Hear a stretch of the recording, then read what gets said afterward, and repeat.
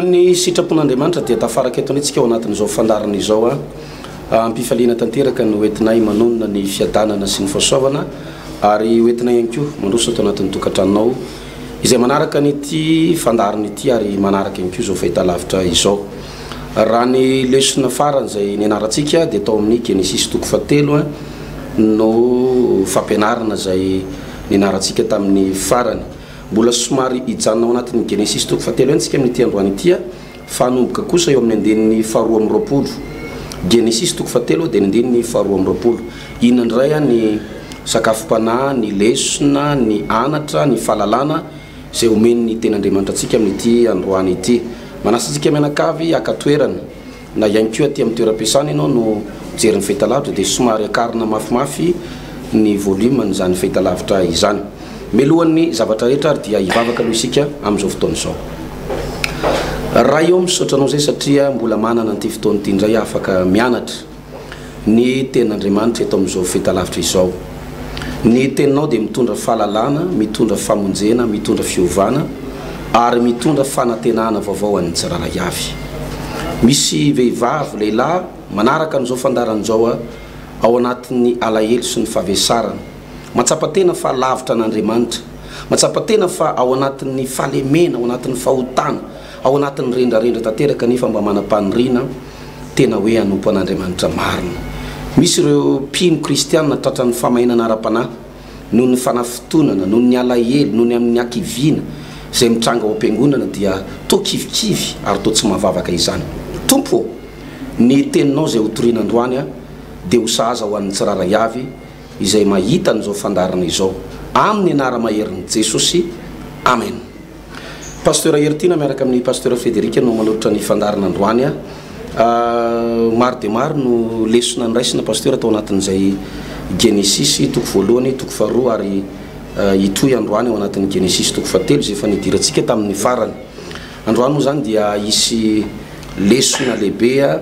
izay eo ampianarana ny reto reto miainga avy amin'ny Genesis toko 7 dia ny andininy 220. Raha misy fanontaniana mety manitika anao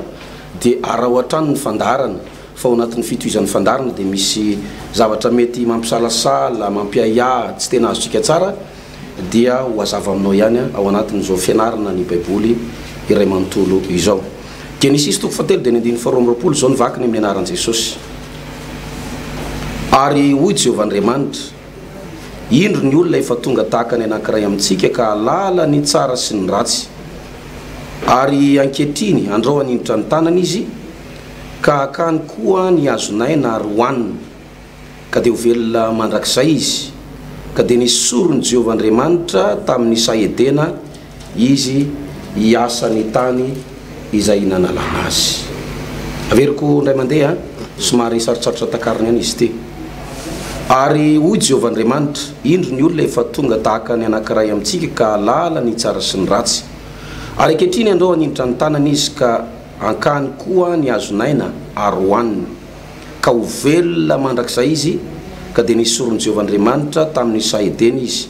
hiasa ny tany izay nanalana azy. Miarabanao pasteur dia miaraba ny mpijery koa dia miaraba ny namana teknisiana. Manona ny fiadanan'ny tomponao pasteur Frédéric, miarabantsika mianakavy tompoko.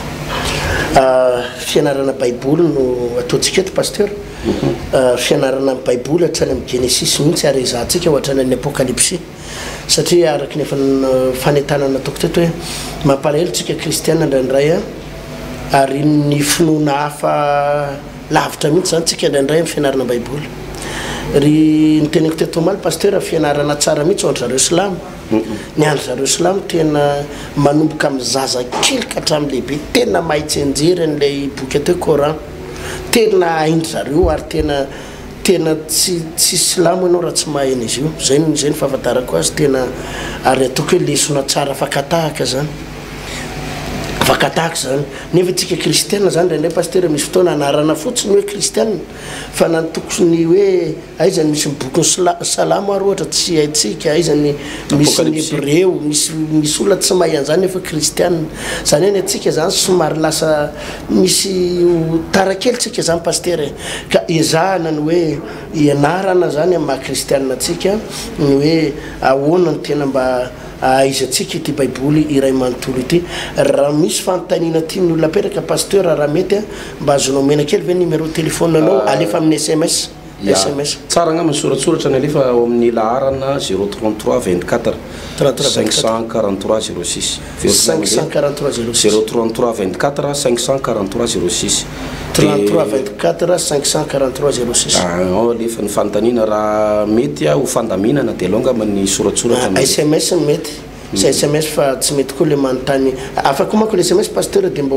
voarakitra tsoratra le izy dia mba valiana eto. Ohatra zay koa zany misy numéro raiky koa ty pasteur 033 16 145 92 033 16 145 92 io ndray zany dia azahoantsika pasteur atovo amin'ny alalan'ny SMS foana no tsara andefasana lizy amin'izay izy voarakitra tsoratra ny fanontaniantsika mba ho valiana eto pasteur. Mety angam'izay mety alohantsika iresaka ny atao hoe fitiavan'Andriamanitra sy ny fiainana mandrakizay pasteur. Ny olombelona efa nampianarintsika teto pasteur dia noharian'Andriamanitra tsy ho faty mandrakizay. Zay zany raha mijeritsika ny Genesis toko voalohany pasteur eo amin'ny 19 angatako mba vakinao ny azafady eo amin'ny 19 fa ary Andriamanitra nanao hoe andeha isika morona olona tahaka ny endritsika araky ny tariatsika ary aoka izy anjaka amin'ny hazandrano amin'ny ranomasina sy ny voromanidina sy ny biby fiompy sy ny tany rehetra ary ny biby rehetra. Ary Andriamanitra nahary ny olona tahaka ny endriny tahaka ny endrik'Andriamanitra no namorona anazy lahy sy vavy no namorona anazy. Andriamanitra tena namorona ny olombelona ary ny sahiran'Andriamanitra namorona antsika. Efa nazavantsika amin'ny rahalahy teto pasteur hoe Andriamanitra tsy hoe ny teny fotsiny tsy hoe ny teny fotsiny Andriamanitra hoe misy olona dia nisy olona tsy zay ny teneniny daholo ny zavatra rehetra ny zava-mananaina rehetra ny biby rehetra ny teneniny misy zao dia misy hazandrano dia misy voankazo dia ny teny fotsiny Andriamanitra dia nisy ny zavatra rehetra misy ranomasina dia nisy fa ny olombelona tsy natao an'izany fa ny olombelona tena no volavolain'Andriamanitra mihitsy ho tahaka ny endriny dia nasina fofonaina mahavelona ozy ny voalaza baiboly dia lasa olombelona ka ny olombelona dia noforonona tsy ho faty mandrakizay noforonona tsy ho faty mandrakizay fa ny olombelona dia noforonona ho velona mandrakizay pasteur Frédéric rahandray miakatra fa saingy izao no ten'Andriamanitra tao amin'ny Genesis toko faharoa pasteur eo amin'ny andininy fa fito ambin'ny folo andininy fenina ambin'ny folo sy fa fito ambin'ny folo toko faharoa. Ary Jehovah Andriamanitra nandidy andray lehilahy ka nanao hoe ny azo rehetra eo amin'ny sady dia azonao hinanana ihany fa ny azo fahalalana ny tsara sy ny ratsy dia aza hinanana fa ny andro izay hinananao azy dia ho faty tokoa ianao. Nisy zavatra naperaka Andriamanitra tsara hoe misy hazo anankiray ao fahalalana ny tsara sy ny ratsy aza hinananao io. Ny hazo rehetra azonao hinanana fa ny azo fahalalana ny tsara sy ny ratsy aza mikasika an'io ianao fa amin'ny andro izay hinananao an'io ho faty ianao amin'ny andro izay hinananao an'io ho faty ianao. Zay ny voalazan'ny baiboly eto. Nisy hazo anankiroa pasteur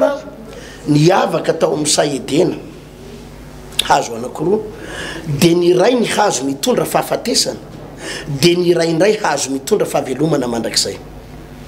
Lay hazo mitondra fahafatesana dia eto amin'ity Genesis toko faharoa ty hoe fa ny hazo fahalalana ny tsara sy ny ratsy dia aza hinananao fa amin'ny andro izay hinananao sy dia ho faty tokoa ianao. Io lay hazo mitondra fahafatesana zany hoe raha mihinana an'io ny olona dia manomboka eo izy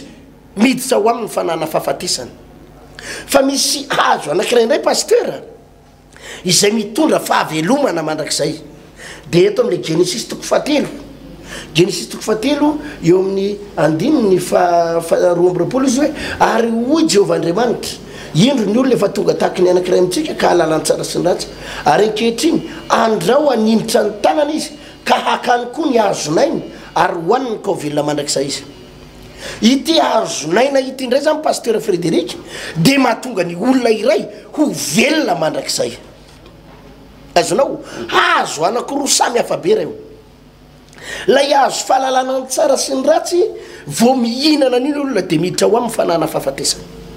fa lay azonaina indray kosa vao mihinana an'iny olona dia ho velona mandrakizay ho velona mandrakizay itsika amin'ny rahalaitra dia resaka momba izay fiainana mandrakizay zay androany pasteur ho velona mandrakizay le olona ka ny zavatra nitranga zany dia ohatr'izao aloha raha iverenako kely le toko faharoa pasteur Frédéric noraran'Andriamanitra ny olona hoe aza mikasika an'io fa nareo dia natao velona mandrakizay nareo dia natokana tsy ho faty mandrakizay misy fantatr'Andriamanitra tsara fa misy hazo anankiray ao le hazonaina raha vao mihinana an'io ny olona ary ny ray andro any ny olona tsy maintsy hinana an'io Damaseva dia tafiditra ao amin'ilay fanahy lay hery force anankiray atonga azy tsy ho faty tsony mandrakizay vao mihinana an'io izy lay hazonaina dia tsy maintsy velona mandrakizay fa ny grave be dia ity pasteur lay hazo mitondra fahafatesana no hoanin'izy mivady voalohany lay niraran'Andriamanitra hoe aza hinanana io no nohaniny voalohany izay nitondra fahafatesana tao aminy dia jerenao tsara i Adama sy Eva ny olombelona dia noariana iadana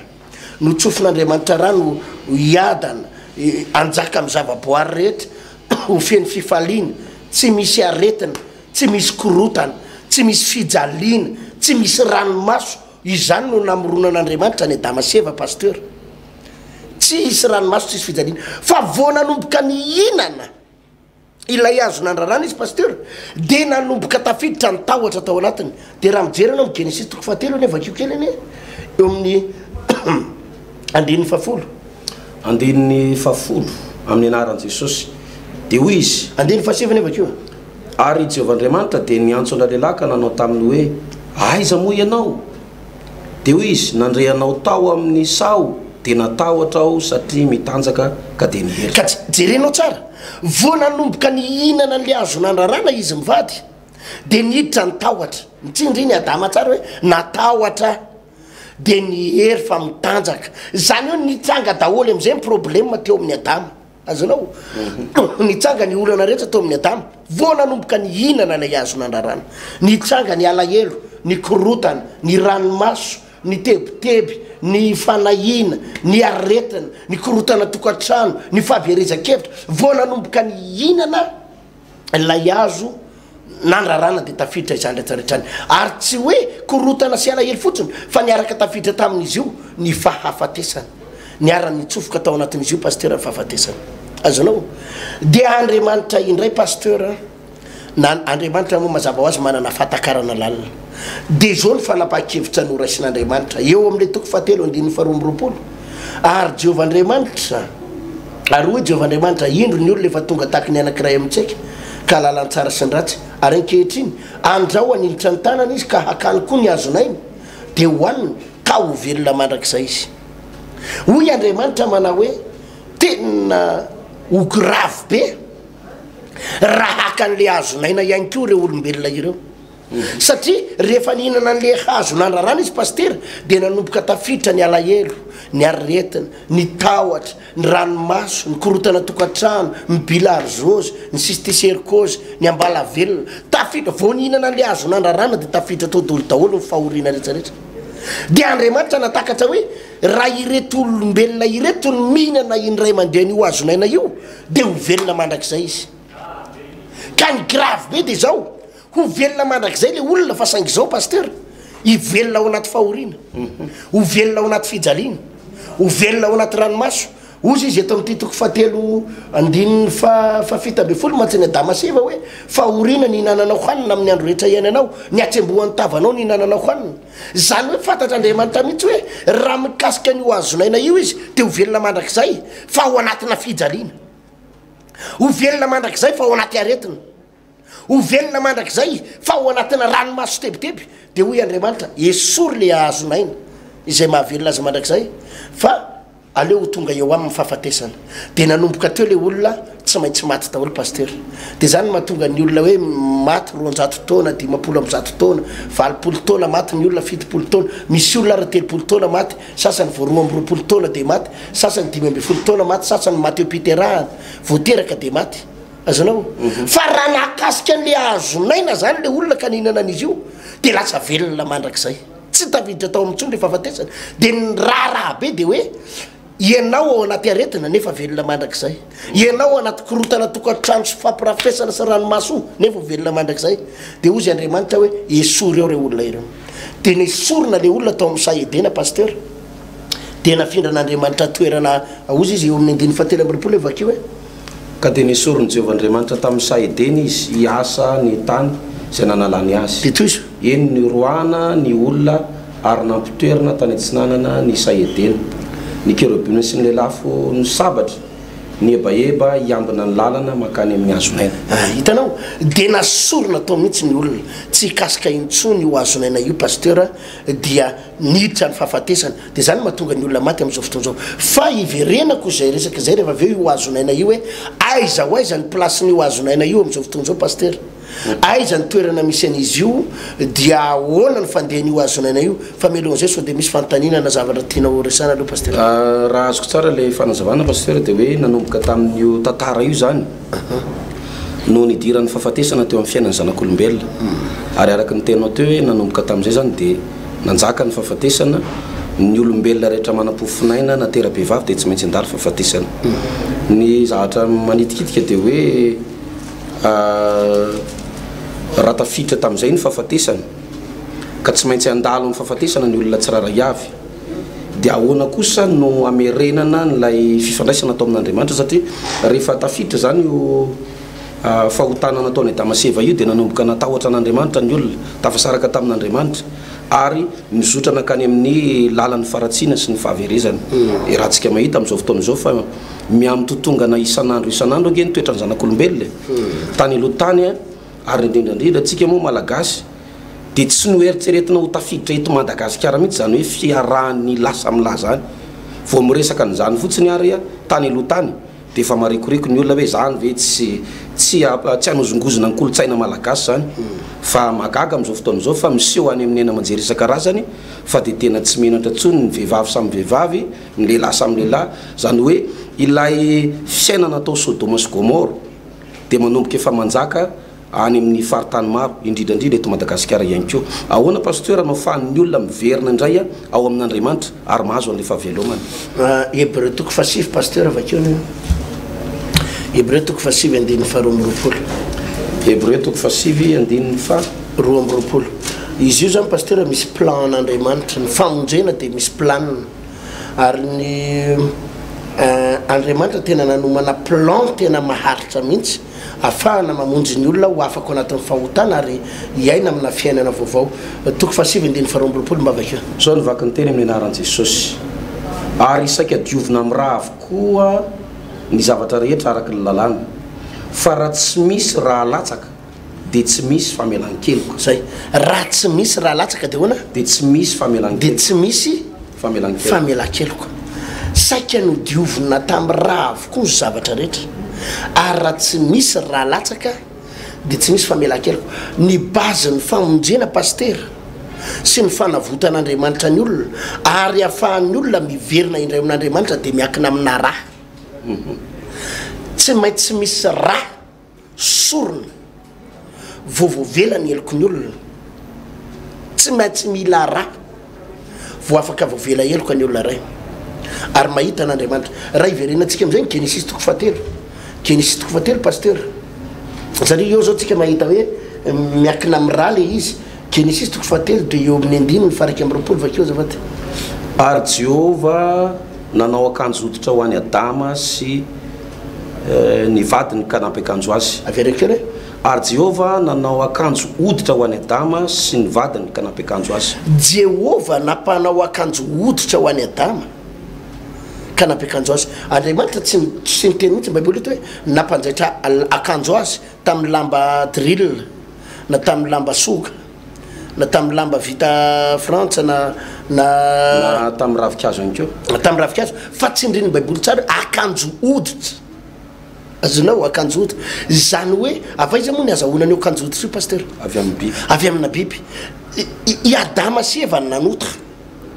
i Adama sy Eva ny nanao ratsy kanefa teo sady pasteur dia efa nanomboka n'ilay plan'ny famonjena hoe raha tsy misy raha latsaka dia tsy misy famelan-keloko tsy maintsy namony biby Andriamanitra azonao tsy maintsy namono biby zanak'ondry andriamanitra na ondry anankiray andriamanitra mba andatsahana ny rahany dia nalaina ny oditsy le biby nampitafiana izy mivady azonao l izy vo nanomboka nanota Adamaseva dia mipetraka le to amin'ny Hébreu 7:22 hoe raha tsy misy raha latsaka tsy misy famela-keloko tany amin'ny Adamaseva dia efa nanomboka le plan n'Andriamanitra le planina n'Andriamanitra ny amin'ny famonjena makasika ny raha dia raha mamakytsika bokyny Lévite kosa Nomery dia miverimberina ao ny hoe raha nisy olona nanota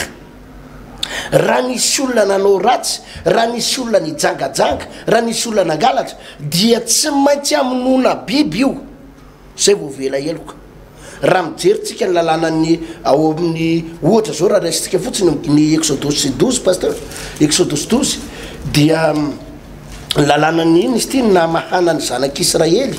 lalànany Pasika sanao ny Pasika tsy voavakitsika amin'ny raha ray manontolo moa izy fa ovakina eo amin'ny andiminy fadimy vakeo any pasteur Exodus 12:15 amin'ny anaran'i Jesosy zanak'ondry tsy misy kilema dia lahy izay ray taona no alainareo ary alainareo amin'ny ondry na amin'ny osy izy ka dia hotehiriziny izy hatramin'ny andro faevatra amby folo amin'ity volany ity dia mono azy amin'ny arivan'ny fiangonana dia ny Israely rehetra toy iso ary analana ny rahany ka tete amin'ny tolam-baravarana roa sy amin'ny tatom-baravarany trano izay hinanana azy jerenao tsara rehefa hanavitra ny zanak'Israely Andriamanitra hiala amin'ny tany Egypta ho any amin'ny tany Kanana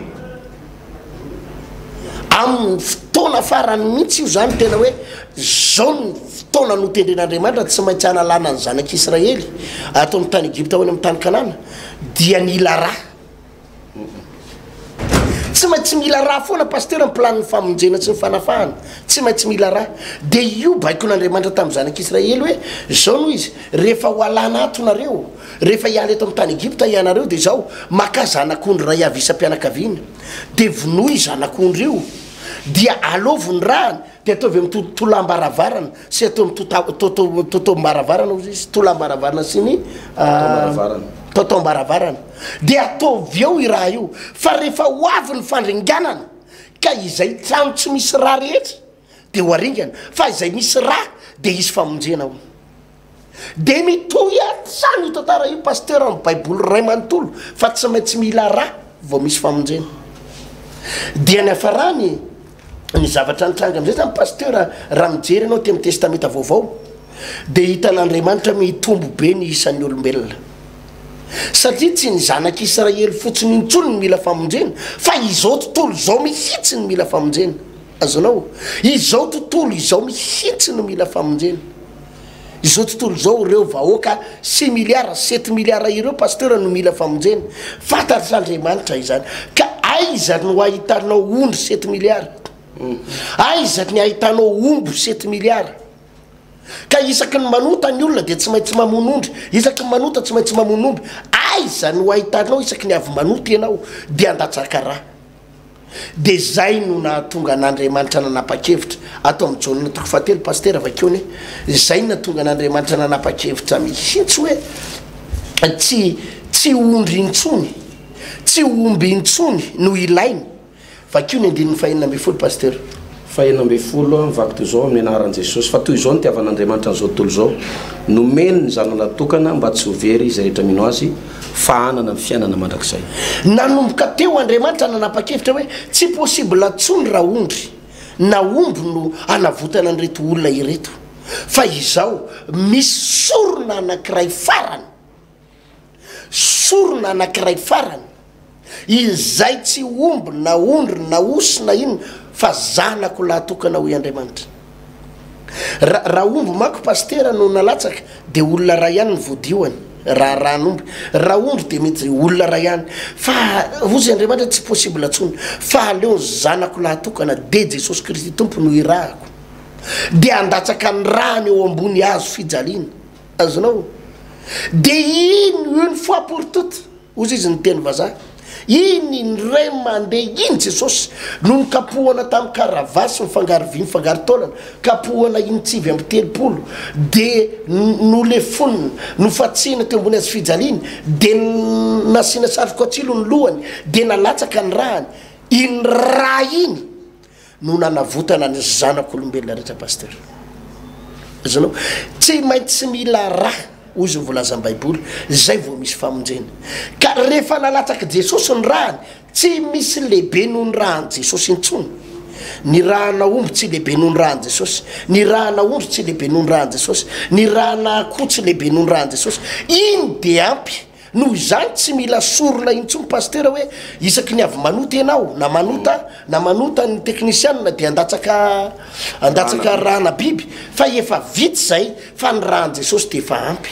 zay le planiny famonjena pasteur de mazava le tenin'Andriamanitra eto hoe toy izao no nitiavan'Andriamanitra an'izao tontolo zao no meniny zanany latokana mba tsy ho very zay rehetra mino azy fa hanana ny fiainana mandrakizay de rehefa nandray an'io rahany jesosy io le olona pasteur de voadio an'ny rahany jesosy izy de voavela eloka izy amin'ny rahany jesosy fo izy de andovan'ny fiainana mandrakizay izy azony pasteur eo zany le plan'Andriamanitra eto ambonin'ny tany eto ambonin'ny tany aloha zay fa miala-keloka eto ambonin'ny tany zay fa miala-keloka eto ambonin'ny tany mba ahafahany mitsofoka am'le vavady Jerusalema vaovao pasteur asa raha mazava aloha ohatra pasteur lay azoko tsara le fanazavana ary mino fa azon'ny mpijery any koa ny zavatra amin'ny etikitika de hoe taloha rehefa manota ny olona de maka biby de vonoana de voavelany elony de ambadiky indray manao zavatra tsy mety indray izy de maka biby indray de efa tapaka ny tendany fa ty amin'ny andro ny fahasoavana zany nanolorana an Jesosy misy olona efa tena hoe teo amin'ny sehatry ny fanompoanan'Andriamanitra de tafalatsaka tao anatin'ny fahotana inona no dingana tokony ataon'le olona ambadiky izay na ihany koa ianao zao pasteur nanazavana le hoe planin'Andriamanitra ny amin'ny famonjena de juste ve zany hoe mandray an'le famonjena fotsiny le olona de voavonjy sa inona ny dingana makany am'izay resaka famonjena zay ny ao amin'ny fanomponan'ny tompo tena misy dingana lava be ary dingana mandra-pahafatanao zany pasteur mandra-pahafatiko de misy dingana foana amin'ny fanomponan'ny tompo misy karazana fitoriana filazantsara manko eto am'izao tontolo zao pasteur manao hoe Andriamanitra tianao am'izay mahizy anao sy amin'ny tontolo misy anao ary rehefa raisinao fotsiny le famonjena mandray an Jesosy ianao mibebaka raisinao ny rahan Jesosy de ninina toetranao après niny zany na ny fitafinao na ny volonao na ny fihetsikao na mety mbola mikavinila koa ianao na mety mbola hoe mamelikely jamala efa vitan'le raha teo ny famonjena nidikan'izay zany ho any an-danitra foana ianao ary indrindra ny teratany vahiny na ireo vazaha reo zany no anisan'ny tena manana zay fotom-pampianarana zay hoe rehefa niraisina le famonjena de vitatra eo atsokevitra be zay pasteur ny baiboly de milaza raha misy olona amin'ny Kristy de olombavao izy Korintiana faharotoko fadimy de fafito amby folo raha misy olona amin'ny Kristy de olombavao izy tena ny rahan Jesosy io pasteur manakery amela eloka zay no mahatonga amin'ny teny aminao dingana ny fanomponan'ny tompo misy fitoritana filazantsara tena mampalahelo pasteur tsika mpitoroteny zany indray tsika mpitoroteny tena ohatrany hoe variana fotsiny eo am'le hoe mahatao anao Jesosy mahatao teo ambony azy fijaliana zay ny filazantsara tsy misy afa-tsy zay ny filazantsara raha nga de zay tsy ninitsy mahalala zavatra maro teo aminareo akoatran'ny Jesosy teo ambony azy fijaliana tsy diso zay fa tsy ampy zay dingana fotsiny lay teo ambony azy fijaliana le rahan Jesosy latsaka teo iny ahafahana mamela ny elokao azanao sy ny fahotanao rehetra fa rehefa après ny pasteur de misy zavatra beta be ary ny fiarahana amin'ny Jesosy de mandra-pahafaty araky nambarako teo ary dingana ary de misy fianarana tsy ndriko tsara zay pasteur fianarana misy zavatra tsy maintsy ianaran'le olona ao misy zavatra tsy maintsy ianaran'le olona ao misy zavatra tsy maintsy jeren'le olona ao inona ny dingana fanomponan'ny tompo tokony ho arany sy ka amin'ny manaraka iny ianarantsika amin'ny rahalahy fa misy étape be io fa tiako hiverenana kely le fiainana mandrakizay pasteur hoe rehefa voavela eloka le olona voadio an Jesosy tamin'ny rahany de angatahako iny vakinao ny apokalypsy toko faharoa iny satria hitanao nisy an'le hoe azonaina tary amin'ny Genesis toko fahatelo iny le vakitsika le hoe ny roahana tao amin'ny saedena ny Adama sy Eva fa sao de kasika an'le hazonainao izy de vakeo ane io azonaina io aiza hoaiza izy Apocalypse toko faharoa de ny 7 amin'ny anaran'i Jesosy izay manatsofina aoka izy iaino izay lazain'ny fanahy amin'ny fiangonana izay maharesy de avelako hinana ny avy amin'ny azonaina izay eo amin'ny paradisa n'Andriamanitra zay izay manatsofina aoka izy iaino izay lazain'ny fanahy amin'ny fiangonana izay maharesy de avelako hinana ny avy amin'ny azonaina zay eo amin'ny paradisa n'Andriamanitra jerenao ale tamin'ny andron'ny Adama sy Eva tary amin'ny Genesis tsy navela ninona izy mivady tsy navela hinana le tsy navela hinana n'le azonaina izy mivady ary natahoran'Andriamanitra mihitsy hoe tonga de roa ihany mihitsy aloha reo olombelona ireo fa sao de mahakasika an'io azonaina izy ka ho velona mandrakizay zany hoe vao mihinana an'io azonaina io le olona de maninona lasa velona mandrakizay azonao de ny mahafinaritra ty amin'ny Apocalypse toko faharoa andiny fafito ty tazana any amin'ny paradisa n'Andriamanitra ilay azonaina io moa zany paster zany tsy azoko aloha hoe ilay saedena ihany hoe io paradisa io fa io saedena io manko tsy tazana eto amin'izao tontolo zao ntsony aloha tsy hitatsika hoe aiza na aiza izy io misy karazana toerana mitovitovy aminy fa tsy tena izy tanteraka fa tsy hita ao anatina saritanin'izao tontolo zao io saedena io ka asana io saedena io ihany lay hoe paradisa izay leo zany tsy fantatsika fa tsy mampaninina aloha e fa ny olona rehefa le saedena aloha tena paradisa pasteur ary eto koa tena paradisa mihitsy volazan'ny baiboly eto vakeo ny eto amin'ny Apocalypse 22 pasteur 22:14 iny 22:14 sambatra zay manana ny akanjo manasa ny akanjony mba hanana ny fahefana amin'ny azonaina sy idirany amin'ny vavady ao an-tanàna zay sambatra zay manasa ny akanjony mba hanana ny fahefana amin'ino izy izy azonaina sy idirany amin'ny vavady ao an-tanàna ao tanàna andiny fa 5:10 fa ny ivelany ny alika sy ny mpanao ody sy ny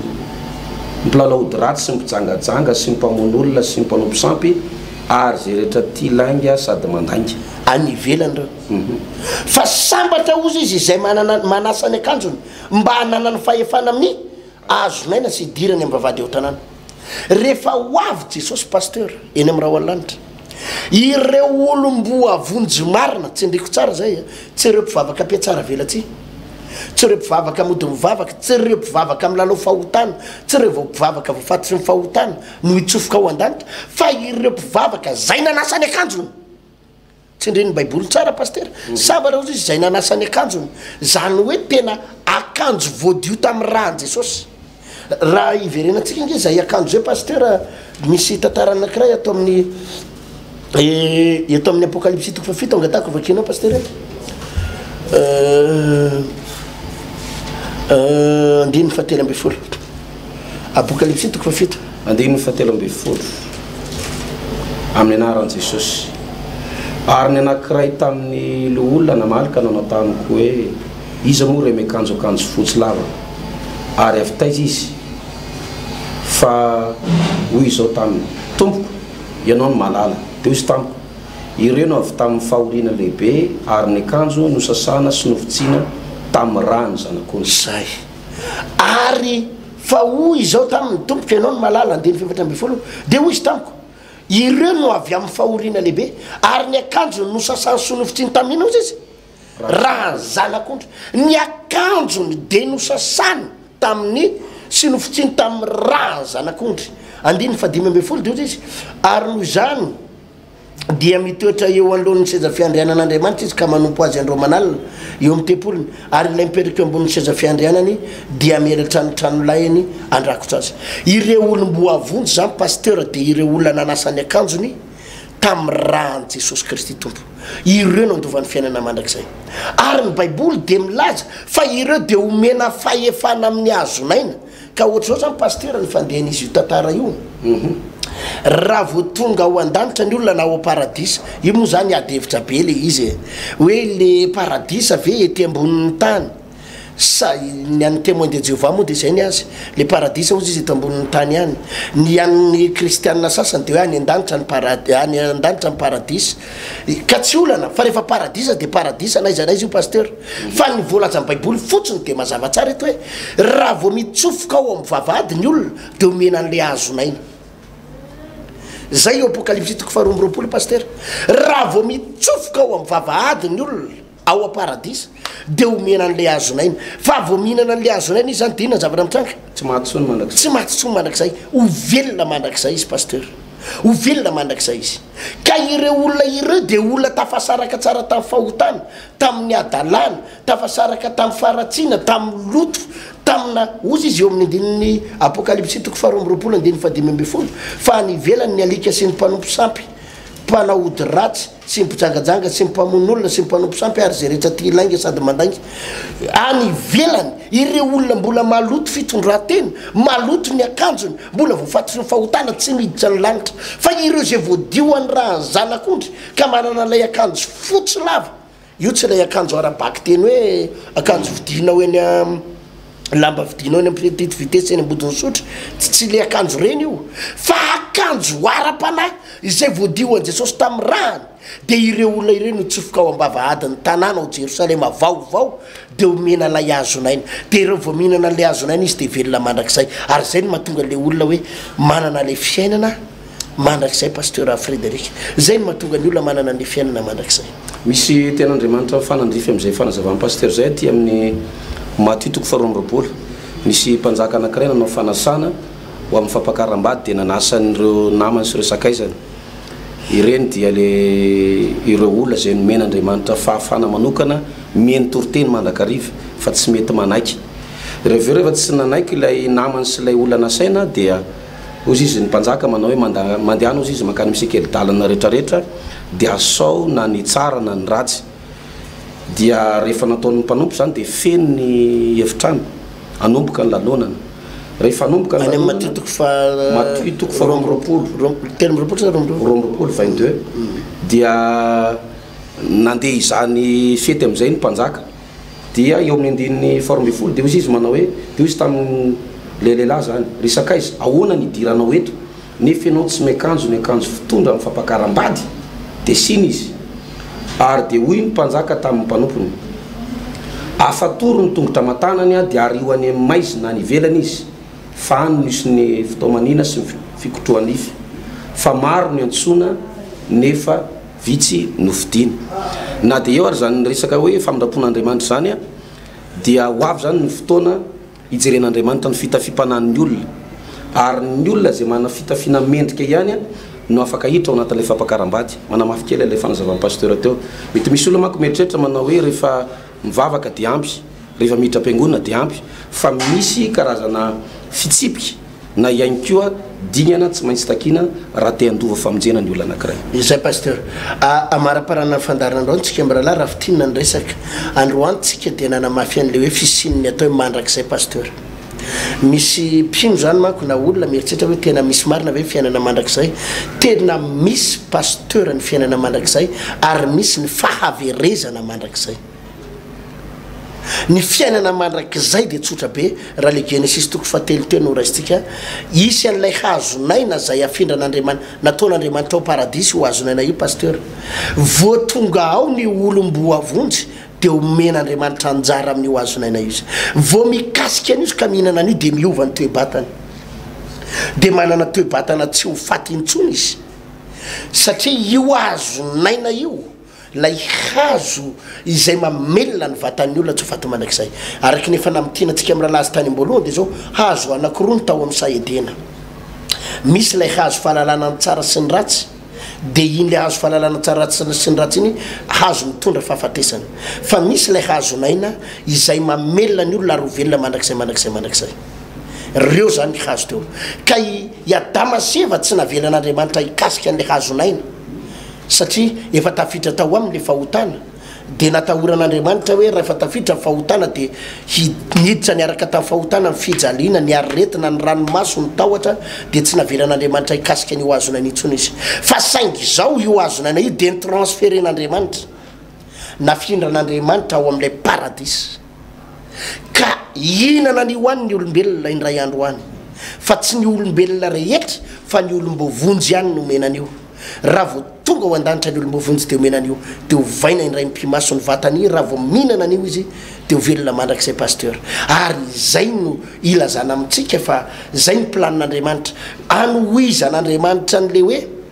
fanirian'Andriamanitra tao amin'ny Adama sy Eva manko dia tsy ho faty mandrakizay kanefa raha vao nandika ny tenin'ny tompo izy dia tafiditra fahafatesana dia anohizan'Andriamanitra n'ilay fanirian'Andriamanitra mihitsy hoe ho tohizana ny faniriana fa reto olombelona ireto tsy maintsy velona mandrakizay reto fa saingy ny olona voafantina no ho velona mandrakizay dia ireo olom-bovonjy ireo ihany pasteur izay voadio any rahan Jesosy nosasana tamin'ny rahan Jesosy satria araky nambarantsika teo fa raha tsy misy raha latsaka tsy misy famela-keloka dia ny planin'Andriamanitra dia niainga atao amin'ny raha foana ahatongavan'ny olona any an-danitra ka hanana ny fiainana mandrakizay dia hivavaka tsika pasteur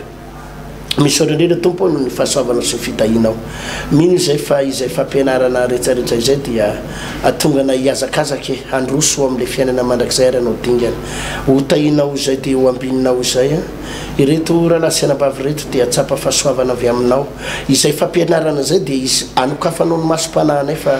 ny fiainanay tsy eto amin'izao tontolo izao na mijanony eto fa ny fiainanay dia mbola manana fanantenanany amin'ny mandrakizay ho tahinao tompo ireto mpijery mpanaraka ny fandarana ary ho tahinao reto vahoaka ireto amin'ny anaranao Jesosy Kristy tompo amen amen zay pasteur ny azo nambara angamba fa dia averenina kely angamba le numéro ahafahan'ny olona mandefa SMS pasteur raha misy fanontaniana na fanamarena tiano mena 033 24 543 06 averiko ihany ataoko miadana tsara 033 24 543 06 averiko fanotelony farany 033 24 543 06 na ny 033 16 145 92 033 16 145 92 marina fa izy ireo zany tsy hoe fangataham-bavaka ny anao amin'ny anomezana an'izy io tsy hoe fitataranao problème anao koa fa